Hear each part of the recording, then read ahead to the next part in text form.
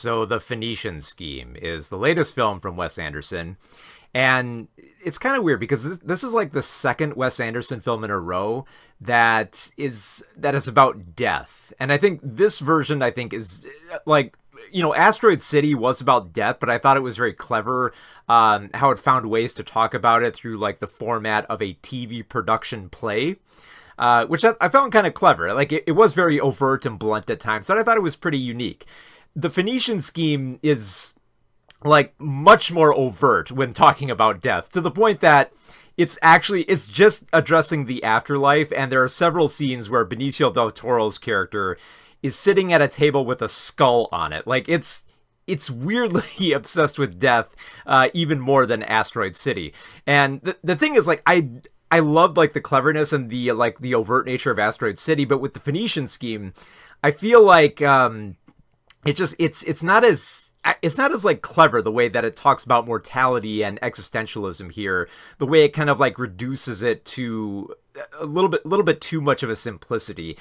And I think that aspect just bothered me, just because it felt like there wasn't a lot of time to focus on that grander thematic element, as opposed to just focusing more on just like the pacing and the intricacy of this film. So the story of this picture is that Benicio del Toro plays Zsa Zsa Corda, who is this kind of like ruthless tycoon and businessman who manages several businesses, including many people who are working within this country of Phoenicia. So he devises this way to kind of, basically tries to more or less kind of like buy himself time. He's left everything in his estate to his daughter, played by Mia Threapleton. Probably mispronouncing her name there. But she wants to be a nun, but then she finds herself conflicted when her father talks about how, he has information on her murdered mother. So there's a lot going on right there, not to mention everything going on with Zsa Zsa's many children and his ability to escape death at every point, but also be in contact with the afterlife. So there's plenty going on there, but the whole film is mostly just about him traveling to each part of the country and trying to talk to all of his different contacts about covering like financial gaps and trying to convince them to basically just, chip in a little bit more and just, buy him some more time for both his ambitions and his projects and ultimately his life, which he fears like it might be coming to an end, even though he's escaped death several times, including multiple plane crashes, which kind of becomes a running joke of the film.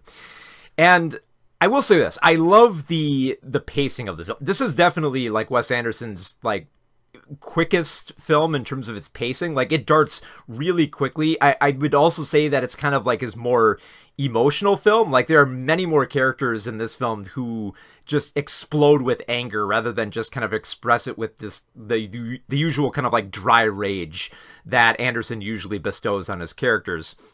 But because of that quick pacing, it feels like the ensemble here doesn't really develop so much as they're just kind of compartmentalized. Like there are a few characters that we follow. Like I do like how Michael Cera's character of Bjorn Lund, who's this kind of Norwegian bug expert who's brought on as a tutor, plays like more of a central role with Zsa Zsa Corda, and also starts, obsessing with his daughter and has a little bit of a crush on her. I thought Sarah's character is probably the most interesting just because there's a little bit of a twist with him and he has like the most interesting development, and he's dorky and he's kind of a loser, but he kind of knows it, and it's a very interesting character, I think, for Michael Cera in this film. But everyone else just kind of feels like they're just there for like their one cameo, and then they kind of leave for a bit until everything just kind of culminates almost like inexplicably. Like Riz Ahmed is fine as Prince Farouk. He's pretty fun, especially when they get into the whole basketball scene with them and Tom Hanks and Bryan Cranston,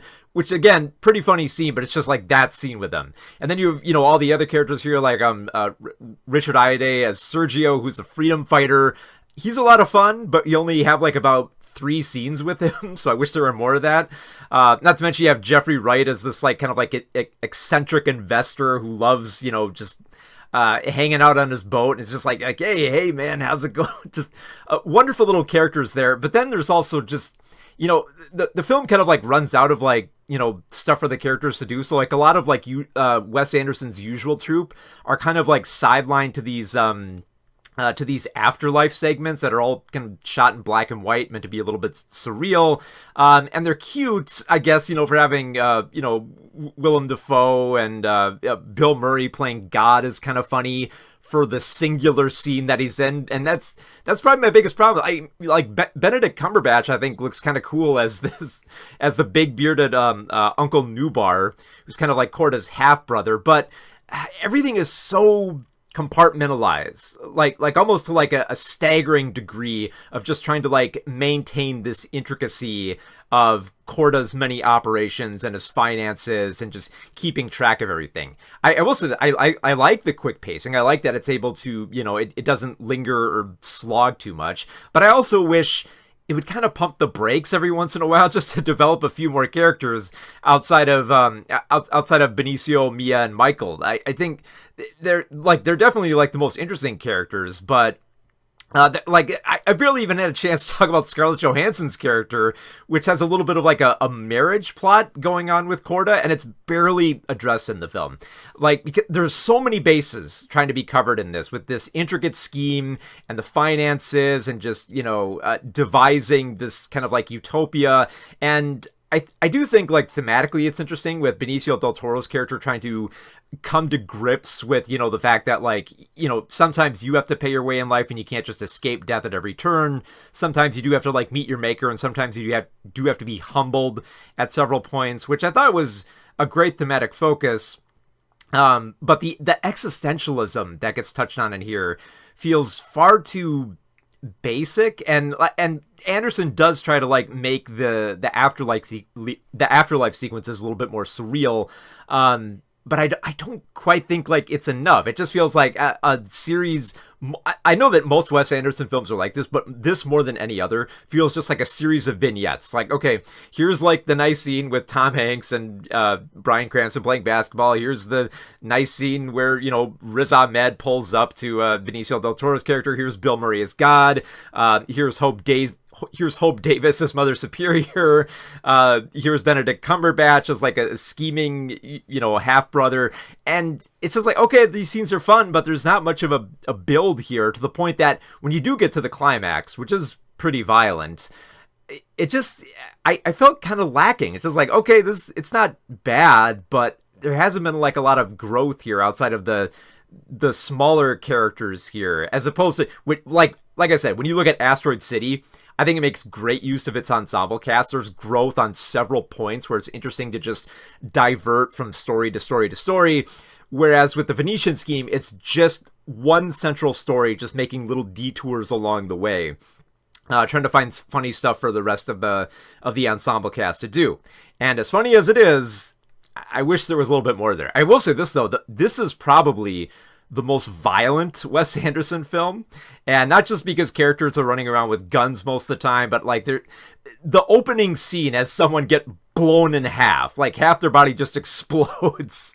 Not to mention there are scenes of like some people getting shot and they're like digging bullets out. There's a running gag with hand grenades, and you will get to see that hand grenade go off at one point.